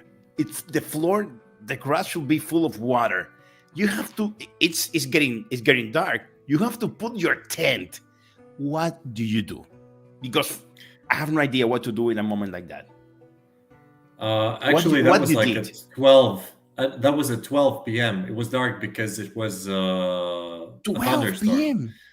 Yeah, it just it was raining for like 1 hour, and then we continued hiking. It was okay. Oh, okay. I thought that was at the end of the day. Wow, because look at the sky, what it is. Okay, let's continue. It's currently 6 p.m., day number 9, and we're finally starting to ascend the Pyrenees. I was just walking down this path and my trekking pole got caught between 2 rocks. And look what happened. Oscar, you had a very expensive and one of the best pole trek that in the market. And Sasha yesterday was hiking with the €5 Decathlon because it's the one that I have, that I use actually. So you and Sasha and me, because I am the same thing as Sasha, are doing the totally different trekking pole. Now, as per your experience, which one do you think that is the best? The carbon, the fiber one, or the aluminum, or Sasha and me, and I? The €10 one at Decathlon is the next one that I'm going to buy. I still haven't bought a new one, but because I haven't done like long hikes where I need trekking poles. I've done like shorter ones since this hike. Okay. But I will buy like at Decathlon. The 5-1 seemed like a bit too weak, but there was another one at 10 or 15 euros, which is what I'm going to buy next, because it definitely isn't worth it. Like it cost, I think, 100 euros. And it just broke, and you couldn't fix it because it was right at that place where I can see it. Locks. Yes, Oscar. That one is the Mercedes-Benz this is the Audi of the trekking pole. Yeah, definitely. Next time I won't buy that expensive ones. So unless someone sends me them for free, you know. Okay. Oh, okay, great. Let's continue. Oh, Oscar. I just imagine that part with you and your girlfriend. I just imagine me and my wife walking down. Honey, pay attention, honey, to this part. It is so good. Look, because you have to return to pick your camera back again. Take a look at here. It's very good.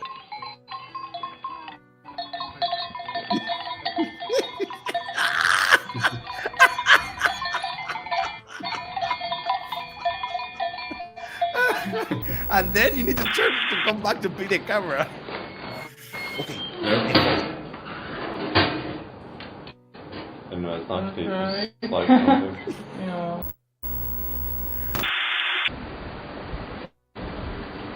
The truth is, it works or not work, the water filter. Yeah, it works, definitely. And you need one, because you can't get filtered water everywhere. Even so you prefer the filter, even that there's the pills that you put in the water? No, that would also work. It doesn't really matter. Depends on what you prefer. I've always used the water filter, so that's just what I use. Okay, perfect.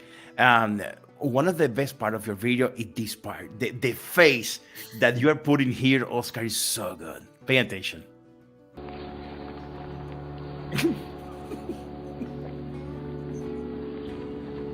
Look at your face. Hello, hey. It's like you don't believe what is happening. This bar, I got some beer, coffee, I'm charging up my electronics. Cheers. So I ended up coming here to that refugio, and I still had about 700 meters to go up there, I think, or somewhere there. And I started doing it just because it's only 5 p.m. right now. And yeah, I went up about 200 meters, and I think I'll turn back and camp at that refugio down below, just because I don't have the energy. My head is spinning a bit. I don't know, I think I walked too much, and just the sun has Very been smart beating decision. down Very smart decision. the whole day. And I walked a lot yesterday, so yeah, I'll just go down, stay the night over Actually, there. I was feeling like I was going to faint during when 700 I was filming at that this. moment. meter.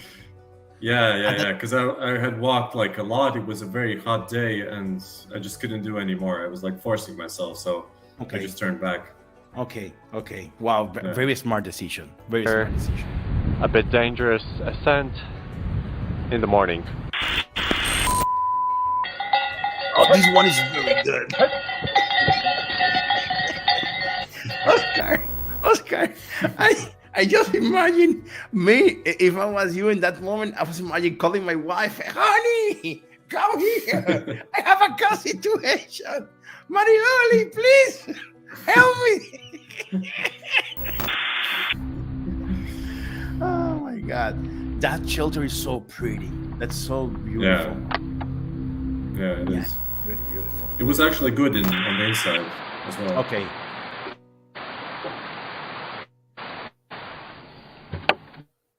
Oscar, come on, man, Oscar. Being honest, that's a ghost town, Oscar, and you're knocking the door, Oscar. Oscar, come on, man. What happened? If someone opened the door for you, well, someone no, a ghost open. Come on, Oscar. When I saw that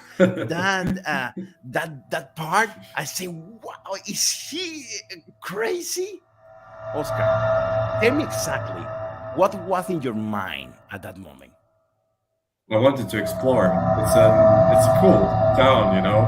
It's abandoned. I wanted to see what's inside, but all the doors were locked, unfortunately. Oscar, but aren't you afraid of ghosts? No. No. Oh my God. Okay, perfect. For sure, that's another moment that I will be calling my wife, Mariloli, help me. Okay, let's continue. They're all locked, at least. Of course. Italy, where I'm living now, it has Also so many ghost towns. Oh, yes? Like, yeah, it has a lot of abandoned towns. I'm living in a small town where basically like 100 people live.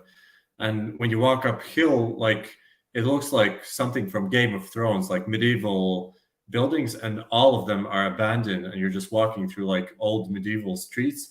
And it's not just this town, it's like everywhere around here, it's like abandoned. More so than in the Pyrenees. In the Pyrenees, it's very rare to find something like that. Yeah, but look, there's a ghost town over there. But Oscar, and let me ask you, I mean, did you visit that ghost town at any moment? I mean, because yesterday, I don't know if it was in that town, but Al explained to us yesterday, Oscar, that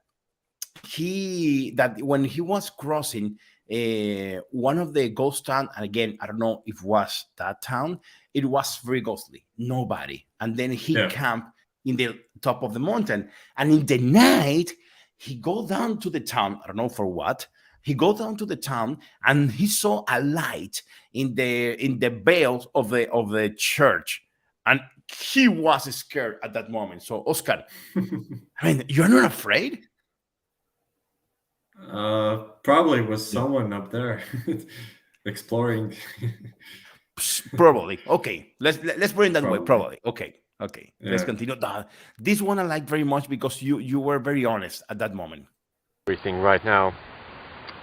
You won't be able to tell, but behind the camera, my tent, my clothes, everything, here's my sleeping pad, everything is drying in the sun. At least it dries quickly. But yeah, yesterday I stayed in a campsite, and I had some pretty serious rain, and yeah, everything is a bit wet. You know, the tent is waterproof, but it's soaks up a lot of condensation, especially if it's been raining outside. So right now I'm at 2,300 meters, and there's this pass that I have to go through. Oscar, in that moment, I thought you were very scared. Let me finish this video, and I need to tell me the truth. How do you manage that moment if you didn't found a shelter to cover? Let me finish this part. Which is above the tree line. It goes up to 2,600 meters. And I can start hearing thunder. I knew that there could be some rain. So I was very careful, and now I'm ditching. Time to go. Have to find a good place for cover, because there are some trees over there which should be fine, hopefully. Let's go. Okay, Oscar, this is the first time in the whole movie that I saw you nervous, that I saw you like, wow, I'm gonna be in trouble. I am correct or not? And what happened if at the end you didn't find the shelter as you found it? Thanks God. But what was in your mind at that moment? I just was going towards the woody area, like I think like 500 meters down below. I came from there before, and I knew that there were several trees, where I could hide underneath a tree, basically, or a rock or something. Okay. But you don't want to be in a place like I was at that moment where it's exposed, where you're like in the middle of a field, basically, with nothing to cover. So I would just run down there and wait it out, Okay. Okay. Perfect. I would have probably taken out my tent, the outer layer, and just put it over me and wait. Okay, perfect. I got it.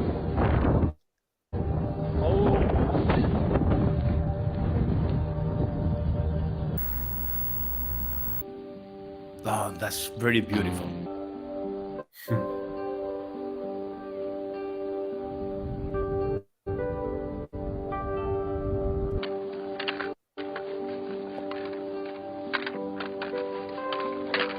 This is from Pineta to Gorich. This is the climb that I say that is very, very tough. Oh, it was. So what do you say, Oscar? It was definitely the hardest part on the GR11 for me personally, because it's a very steep climb. At some parts you have to scramble a bit, and just I don't think it's too dangerous. I wouldn't say that it's too dangerous, but it has like a few parts where it's difficult. Okay. Yeah, and you have all the weight in your back, in the backpack. Yeah, I can. Actually, you mentioned that here now. You say that is the toughest one. Yeah, it was.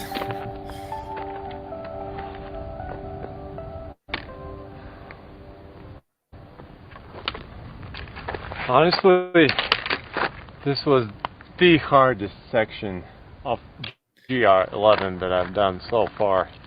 But if you're doing it from the other side, then you can climb down it. It would be easier, probably. Yeah, but in my case, I will be doing like you because I live in Barcelona. So in my case, I will do in the same direction as you. So it's gonna be. I would recommend do it early in the day, or maybe like have some time to do it, because it's difficult, pretty. Yeah. Is difficult or is hard? Which one? Is technical or is a hard one? Hard. Hard. Okay. So it's not dangerous. Too difficult. Okay, perfect. No, I wouldn't say it's dangerous. Like at some parts, yeah, you were like scrambling and you could like fall and maybe like break a leg or something, but I don't know. I don't think you could die there. Okay. Okay. Excellent. Yeah. I got it. Let's continue. That views should be so amazing, Oscar. To wake up in that views. Yeah. Where is that part? Do you remember? It's right before Ortesa Canyon. Okay. Right before it. Yeah. It's very beautiful.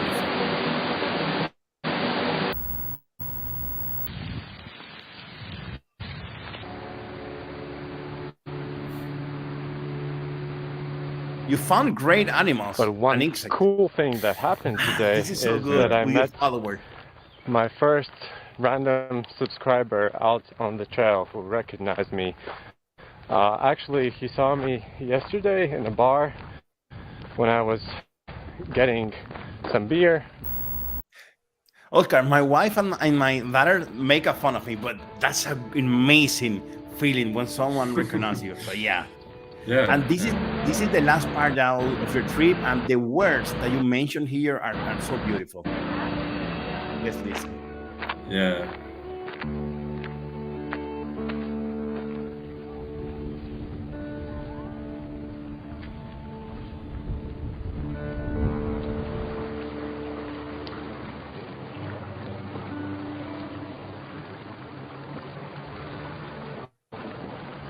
I've officially walked from the Mediterranean Sea to the Atlantic Ocean across the Pyrenees, and it feels good. It feels great, actually. I've finished the full trail in 36 days.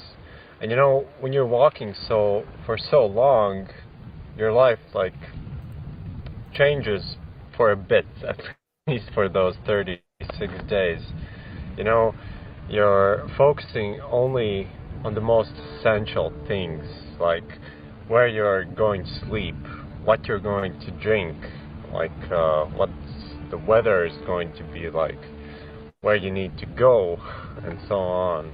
And I think it's very valuable to have this experience because it makes you think about what's really important for you in life. Is it really to get a good house or something, or is it other things? You know, for every people it's different, obviously, but one thing that has changed is that I've grown a bit of facial hair. I've never had a beard this long before, so it's a new experience for me. I've lost a few kilograms on my belly, on my arms, on my legs. I'm getting a bit skinnier. Before ending here, I went through Irun, and you know, it's a pretty large city, and I realized that I really, really, really dislike large cities now. I did not like them before, but now I absolutely hate them, honestly. There were so many noises, so many people. You know, when you're out hiking, or when you're in smaller towns, you meet someone, you say hi, you smile to them, you have a little chat sometimes, you know. Anyway, if you're thinking about doing the GR11 or the HRP or the GR10, which all basically start and end at the same point, just go on slightly different routes through the Pyrenees, you definitely should do that, because these trails are really, really amazing. You get to see a lot of the higher Pyrenees, and they're very wild, you know. When you're out there, you can't really see any cities, even private property at some points. Yeah, I'm very glad that I finally finished this trail, and thank you all for following me, for watching my videos, for watching this video, and I'll see you in my next through hike or my next video. Thanks and bye. Oscar, you're so pretty. That was so end. You just got to the end of the interview. I want to thank you. I really congratulate you for what you did, you and your girlfriend. Again, I felt connected with you because when you split from your girlfriend, is the same feeling that when I felt when I split from my wife in Miami, and it was so sad for me because when you spend so many days in a very intense situation, like you were with your girlfriend hiking, and in my case with my wife working and having fun, and then you split and you really love your partner like I love my wife, it's like a wow, part of your heart broke inside of you. So, but anyway, congratulations for what you did. My respect for you for all your projects, Oscar. I hope that, like I said yesterday to Sasha and Al, I hope that this is the beginning of a nice relationship, friendship. And Oscar, Oscar, you and I already talked about that, but Joseph, that you are seeing this video from the Good One Road. There's an interview that is coming. Joseph, I want to tell you that Oscar will be with us because also he wants to join us and to be with us. Chase, that you are from Chase Mountain, that's going to be with us again. Chase, Oscar admire you also, and as well as you, Joseph. And Oscar is going to be also with us again. So, Oscar, receive a big hug from here and to your girlfriend, and thank you so much for this time. So I hope to see you soon. Yeah. Thank you very much, Jordy. The interview was very, very well put together. I loved how you edited the video at the end as well. You really thought about everything, and it was a pleasure talking with you. Hey, thank you. It was really cool reliving the adventure, basically. Yeah, this is what Al told me yesterday. The reliving of everything. Yeah, and also I wish you good luck on your journey as well, because you'll be doing that as well. Yeah, Oscar. Okay, thank you so much for that. Thank you so much for that. But like I said to you, I chat to you yesterday, I don't remember when. I think I will be having a grandson, and I will still be interviewing people. And my grandson will say, "Grandma, what is Grandpa doing? I don't know. He's doing interview since many years ago about something that he haven't done it yet, but someday he will do it." And I will be with 80 years old Oscar still interviewing people about the GR11. No, you have to do it, man. I promise. The weather is going to come better. I promise you, I will. For sure. Oscar, my friend. See you. Bye-bye, my friend. Yeah, bye. Thank you for having me. Bye. It's my pleasure. Yeah. Oscar.